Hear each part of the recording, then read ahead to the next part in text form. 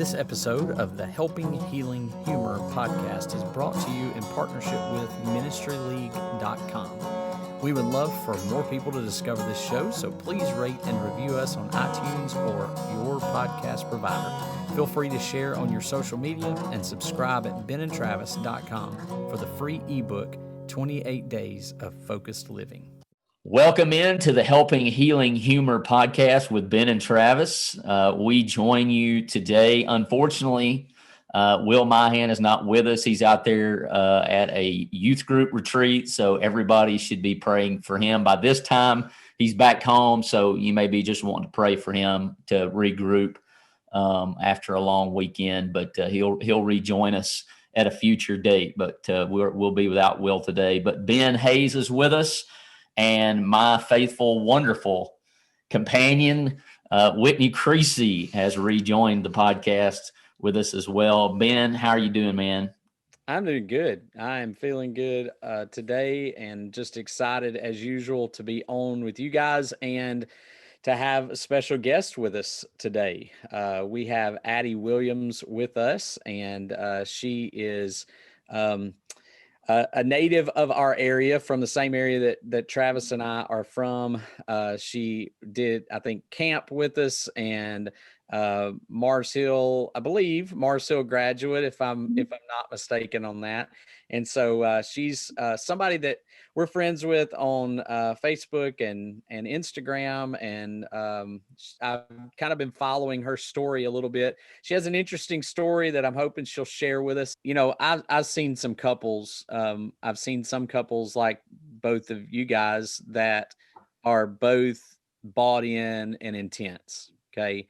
I've also seen some couples in the past where one is bought in and intense and the other one is just bitter and angry the entire time. And so speak to that, any of you, speak to that for just a moment, because, you know, I think that it's important for you guys, you know, for couples to work that out. If, you know, if you can't be 100%, I get it. But you kind of got to be on the same page one way or another.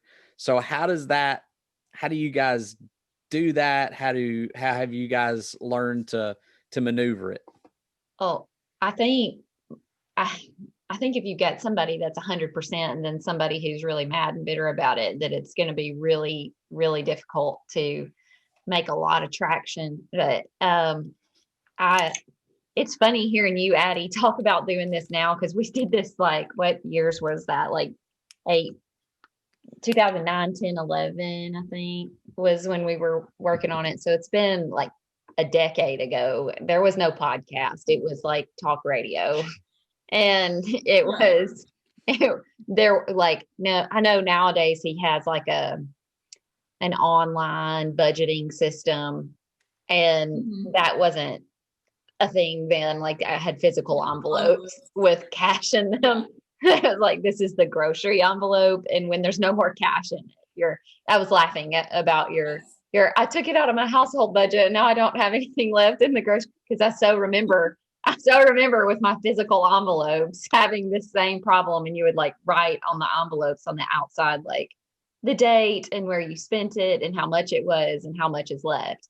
And so the technology part, we didn't have the technology part of it. And so many times I would think, man, I so wish that there was a way that like Travis could see this at the same time that I'm seeing it, because like, again, like I would have the envelopes in my wallet and I would know like, okay, so for the groceries, this is what we have left to get through the rest of the month. And I know what we have in the kitchen, and I know that we need to buy more laundry detergent. We're almost out, and this is what we have left in the household budget. And we don't have it for this or whatever. And so, I think you really have to come to some sort of compromise on exactly how intense you want to be and what you're willing to sacrifice, because that determines your level of intensity, is what you're willing to sacrifice. Like Addie was saying, they're driving one car. You have to agree on that. We did the same thing. There were 2 different times where we drove one car, and shared a vehicle because we just weren't willing to finance anything, and we were going to pay cash for our vehicles. And so you definitely have to agree on that. We didn't have Wi-Fi.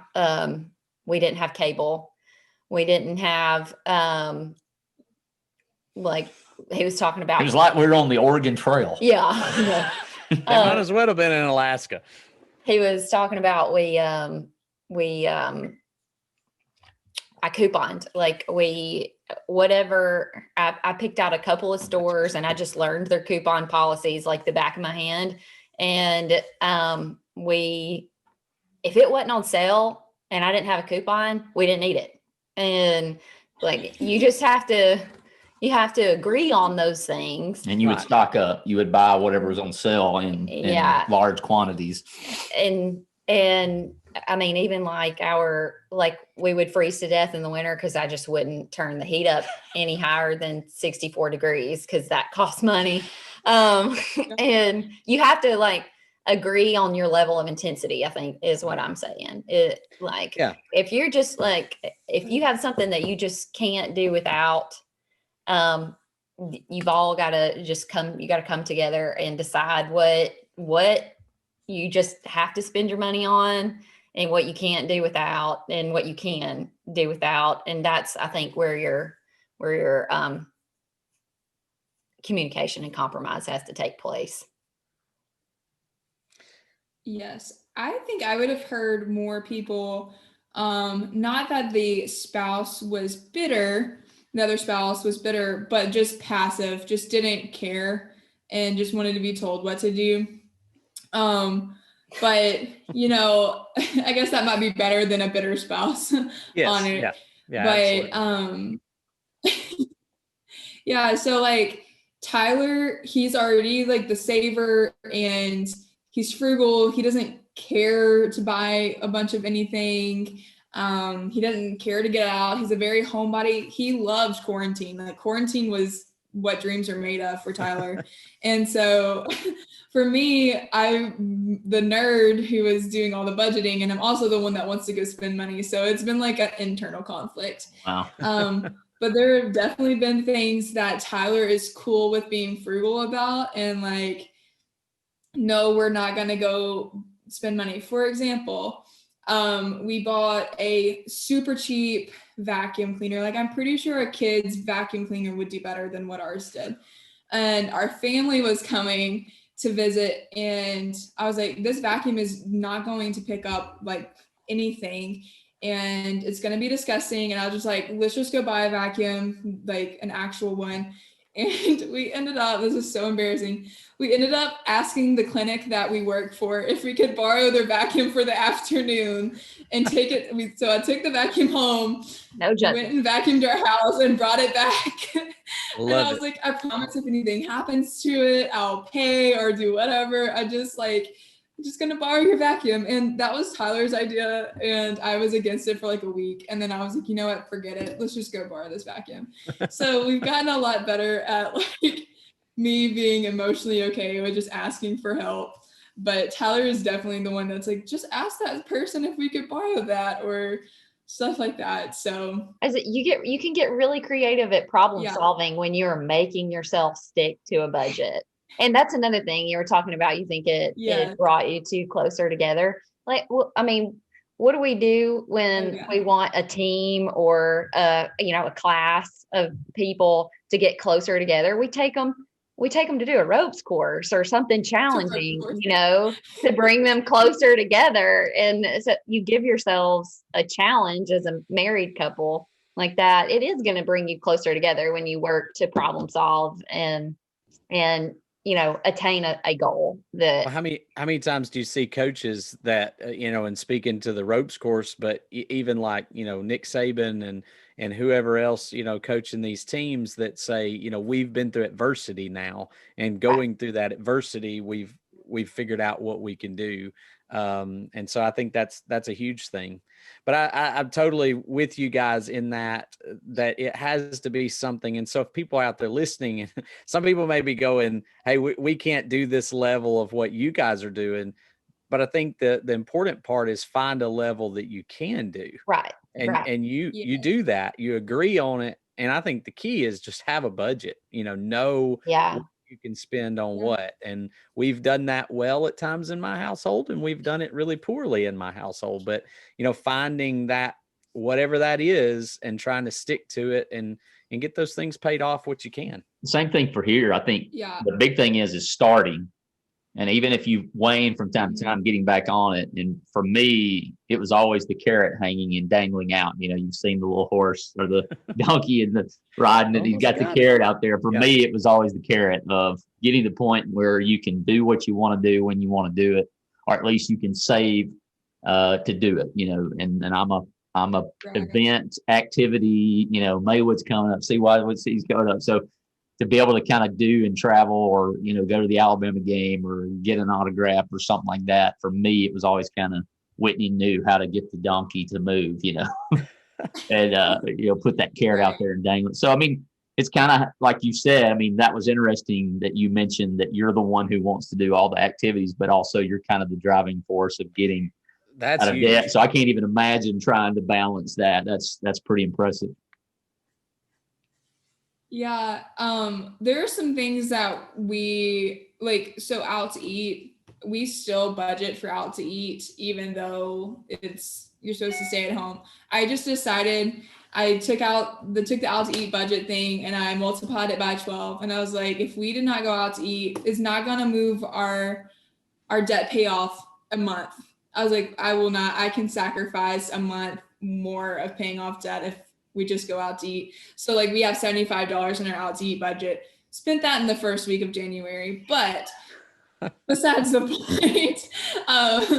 But so that's like one of those things. And Oreos, like we have Oreos in our house at all times. So there have been a few things where it's like, we just don't sacrifice that, but it's a group effort of like deciding what that is. Could you write a budget for a 7-person household and just send it to me?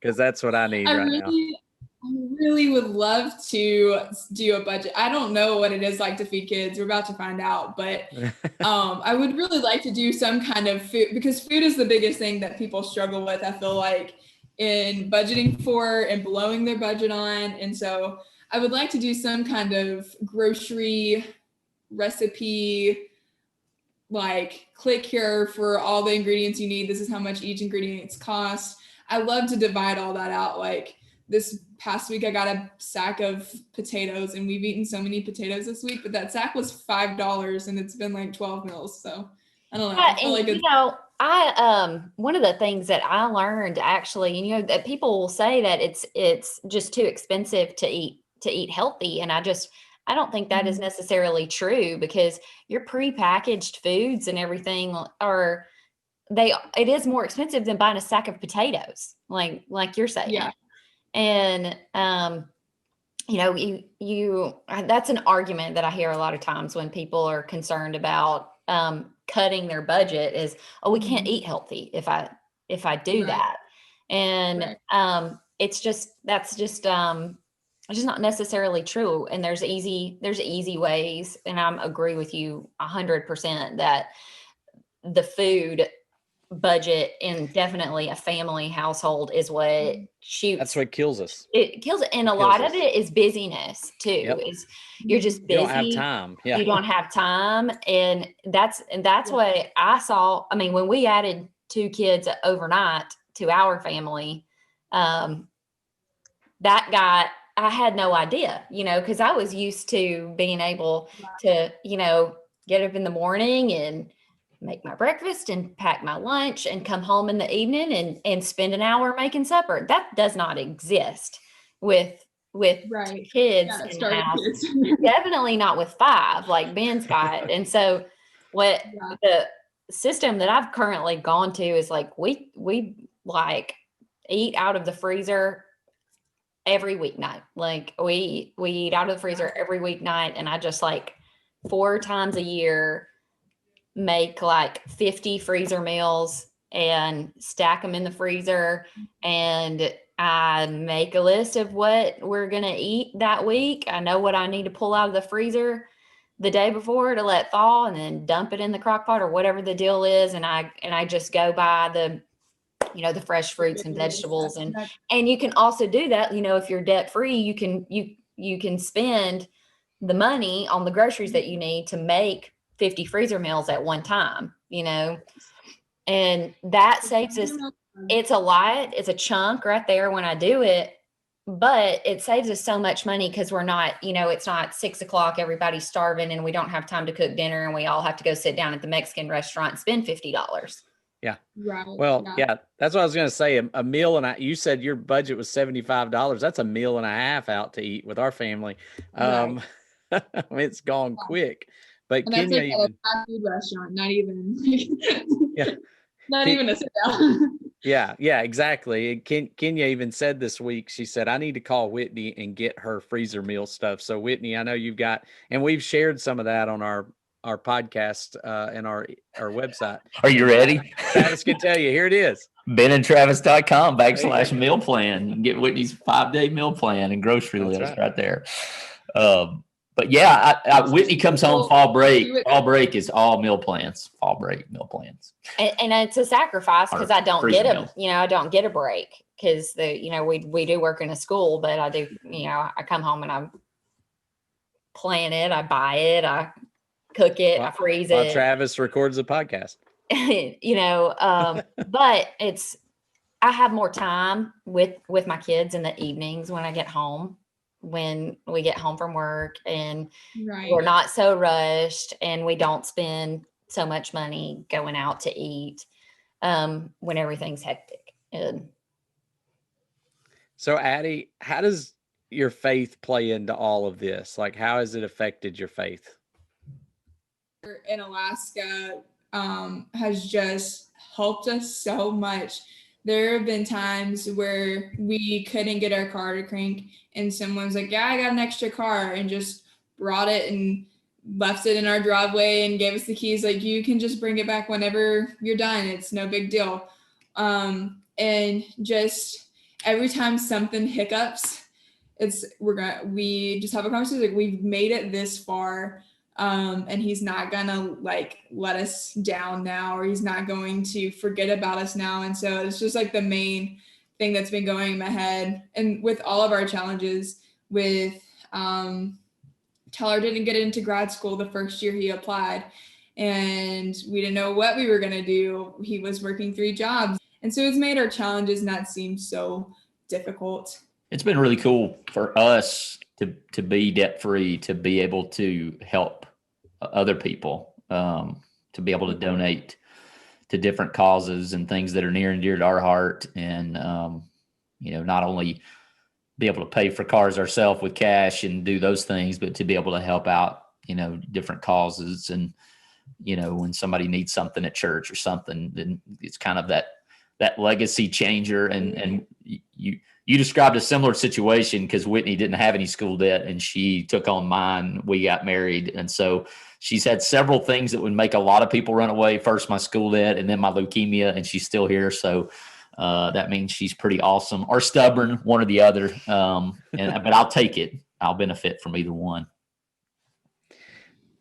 So I'm wondering on all this, what would you tell people who are going through financial struggles? My first thing is I usually ask them, why do you want this? Just to be sure that they know, they have a goal. Talk to your husband and y'all just dream. Usually I'm talking to the ladies, to the girl of the household. And I have multiple people message me every week about this kind of stuff. And I'm always like, just sit your husband down, go to Waffle House, go eat a bucket of ice cream together, but talk about what you want to do as a couple in the next 5 years. And if your dreams aren't lining up with your current financial situation, let that fuel you to look and see how you can make a change. And then also just see, being upfront and being open, and just to see a visual of, are we in a position to where we can meet those goals in the next 5 years?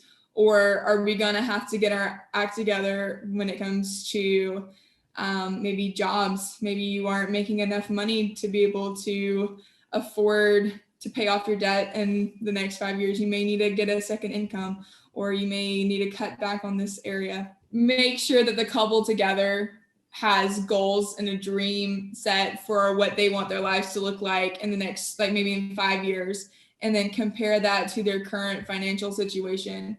And if it's not lining up, if that's attainable, what do you need to do in order to make that attainable? Do you need to cut back on your groceries, or do you need to get a second income, or things like that? So I have multiple people message me every week about finances, how to get started, what should I do? And the easiest thing is just make sure that like y'all know why you want to do this. And then if y'all like reading the book, Total Money Maker, is one of the big things that I always tell people, just because he's just gonna blanket it all out for you. These are other people's situations. These are the baby steps. This is why you're gonna do it.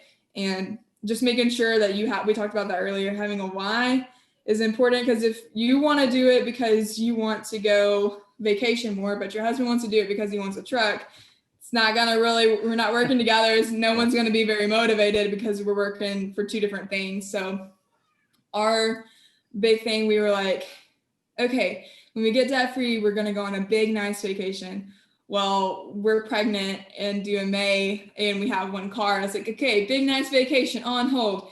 A semi-nice car, that'll work. Okay, so right now that's what we've been pushing for, is get this paid off so that we can save to buy a car that doesn't break down every month. So well, congratulations. You kind of change your why throughout the process, but as long as you're on the same page together.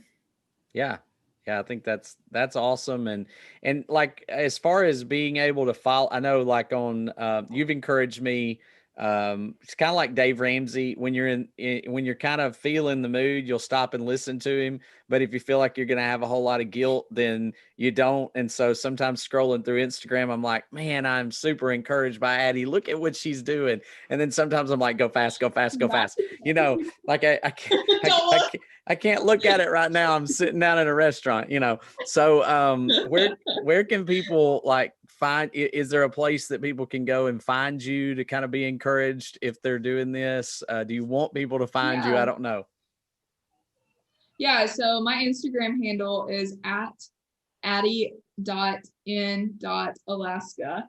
I talk about financial stuff on there the most. Facebook, I have a Facebook page that I sometimes post up on. I need to do better about that, being consistent. Facebook world just kind of creeps me out sometimes. I'm like, it's like all my parents' friends on Facebook and then all my friends on Instagram. And I don't know, something about my parents' friends, I just don't want them all talking. I'm just kidding. But my Facebook page is thatteacherwife.com, or it's my blog. So the page is thatteacherwife. And I have some stuff on there. But Instagram, yeah, you can slide into my DMs and ask me how to get started, I guess. But not a financial advisor, though that seems like something that I'd probably be interested in attaining, looking into. It's in the education world. I don't currently teach in a school setting, but I do love helping other people and educating other people on things that I feel confident in. So YouTube moving to Alaska, what was that again? Well, I have a YouTube channel for people that are like, ooh, big move to Alaska. I've had several people follow me on there. Probably not a very big field of people listening to this podcast, but you can see kind of the process that we went through of downsizing from our rental to our 3 suitcases and moving into our apartment up here in Alaska. And it's Addie in Alaska on YouTube as well. And so not high tech at the slightest. However, it's kind of fun to go back and watch and see that, like, the silly things, like we slept on an air mattress for a month because we didn't want to go buy a mattress yet, and just the moose sightings and getting stuck in Denali, just fun stuff like that. So I mentioned making the trek to see Dave, and we went up there in our little hybrid, gas saving car, and we get in to leave and come back home, and it starts smoking on the way home. So we pull it in our driveway, and we had gotten another vehicle by this point, and so we just parked it we just didn't touch it. And we're sitting there, and I get one of these like little infomercial or little deals we're looking for this particular car, and you have one. Bring it down, and we'll give you so much money for it. And I was like, well, if it cranks, we'll drive it down. Well, it cranks right up. We drive it down to the parking lot. They're like, well, we're going to take it for a test drive, and we'll see what we're willing to give you. And I'm like, well, here's where this plan falls apart, because it won't crank again.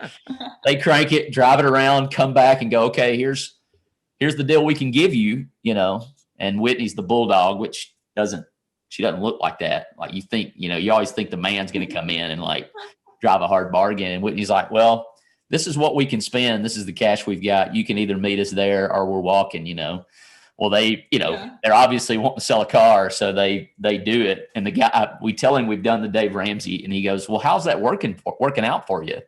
And it was like, well, we just paid you cash for a car. Yeah. It's working out. Well, and really they gave us $5,000 on the trade-in for a car that we bought the car 2 years prior for $5,995. Okay. So we drove it around for 2 years for $995, and it would barely crank when we got it there. So it was not worth the $5,000 on the trade-in that they gave us. But because we were like, look, here's the cash that we have. It's right here. Like, this is what we have. You can have this. You can have this, and you can give us this on the trade-in, or we're done. Well, there's a book called I can't remember the author's name, but it's called Never Split the Difference, and he's a hostage negotiator for the FBI, or he was, and he does a great. The book is great about talking about how to negotiate things in everyday life. So. If you're really thinking about doing this kind of stuff, that's a great book to read, because then you can, it's basically having the ability to do like what Whitney did and saying, I'm walking away from this deal, and you learn how to be kind of in charge of those negotiations, whether you're the one selling or you're the one buying. So Never Split the Difference is that book. I'll give it a free plug. December 7th, 1941. Is a day that our grandparents and great-grandparents might recall vividly. Thousands of brave individuals answered the call to enlist and serve their country. Those back home waited and also served by providing essential support. Since then, veterans have served in the Korean War, the Vietnam War, Desert Storm, Operation Enduring Freedom, and the current ongoing global military operations. It's no surprise that our veterans have paid a huge price for the freedoms that we cherish. Serenity Counseling is honored to serve those who have served through their Renewed Warriors program. If you are a veteran who struggles with post-traumatic stress, or maybe you love a veteran who is struggling with post-traumatic stress, it can often be hard to talk about. Drug therapy can often feel like a Band-Aid. This program, the Renewed Warriors program, is free. Renewed Spirits is currently recruiting veterans for their equine assisted support group, working with horses outside in the open air. Give them a call or check out their website for more information and to be a part of this group. They'll let you know the details. All you have to do is report for duty. The horses are very good at helping, but you have to be in their presence for it to work. Give the counselors at Serenity Counseling a call, 256-263-6367, or at their website, serenitycounselingshoals.org. Serenity Counseling is located at 1954 Jackson Road in Florence, Alabama. Serenity Counseling, where hope is given and healing begins. Well, as we like to do and wrap up, we've got some fun questions. So what canceled TV show would you bring back? The Office. Does that count? Is that canceled? I don't know how. I'm really terrible at popular. It absolutely counts. That's probably 90% of the answers we get, and every time I agree. Every time. So keep it coming. You want to hear it's a really unpopular cringy part, show, but it's so good. The unpopular part of that is I've never watched The Office all the way through. Oh man, you're missing out. Unclean. I've got It took me several first episodes. Like I had to watch the first episode several times, like watching The Office to be convinced that you have to get through like the fourth episode and then just sit and binge it. I would just skip the season 1 and come back. I would go to season 2. Come back and see what it was all. It really doesn't matter. I'd go to season 2 and come back. seen clips, think it's hilarious when I do watch it. I've just never sat down and actually watched it. Now it's off Netflix, but I do think I saw it was on Peacock or something like that. So you probably we own the DVD set. That would probably be one thing that we splurged on. Anytime we ran across The Office, like DVDs or any of that, like we went to Movie Gallery and wiped them out when Movie Gallery closed.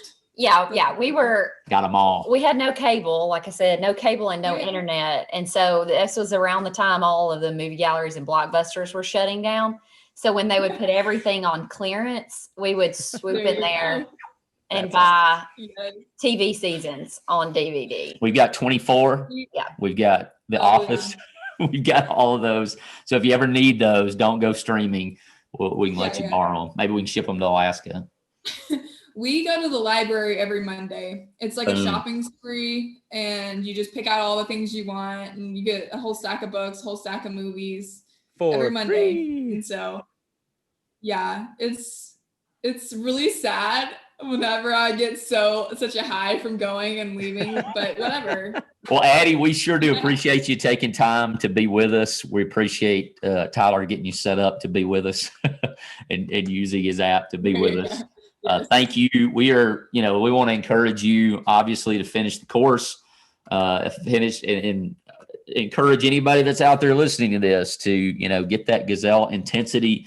And if there's any way, once again, you can look at the Instagram there and get some encouragement there. But thank you for being with us. HCU offers dual enrollment credit. Know a high schooler who needs college credit? Our friends at Heritage Christian University offer general education courses so your high schooler can get ahead. Feel at ease knowing your child will have Christian instructors at only $100 per class.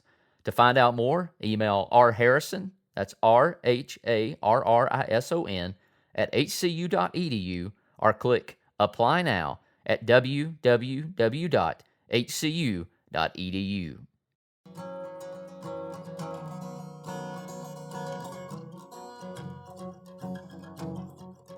Thanks for being with us for this episode of the Helping Healing Humor podcast. Be sure to download our free ebook, 28 Days of Focused Living, at benandtravis.com and receive all of our Helping Healing and Humor extra content directly in your inbox. We look forward to having you join us at the same Ben and Travis time, same Ben and Travis channel.